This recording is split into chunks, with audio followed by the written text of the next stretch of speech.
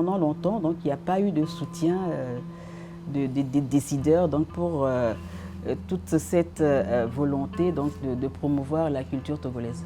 C'est le moment de parler du Fonds international pour la diversité culturelle qui a, à côté du gouvernement togolais, a amené le ministère en charge de la culture à avoir un plan stratégique.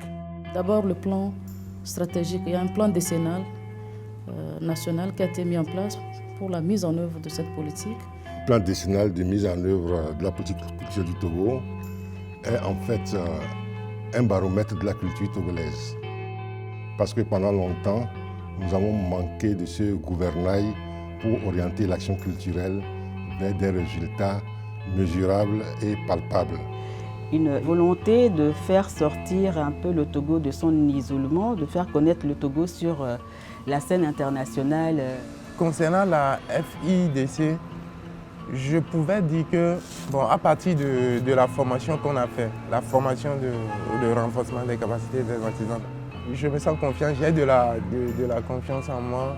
Il y a une dynamique à ce niveau qui se renforce également par la mise en place d'un fonds d'aide à la culture pour mieux accompagner les artistes, les promoteurs culturels, la diversité des expressions culturelles. Maintenant, de sillonner tout le pays pour montrer notre création à la population. Donc, il y a une avancée. Il y a eu une bonne dynamisation de la culture, de l'art plastique en particulier. La cinématographie au Togo marche bien.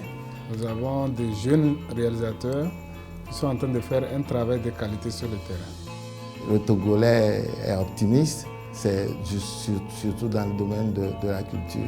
Et il y a des indicateurs qui montrent que le secteur progresse. Parce que la culture permet aussi de créer l'emploi. C'est un secteur aujourd'hui qui est très dynamique au Togo. Nous devons remercier FIDC parce que les projets pleuvent et ça fait que ça évolue en Afrique. Nous sommes au début d'une nouvelle ère pour les arts et la culture et que le meilleur reste à venir.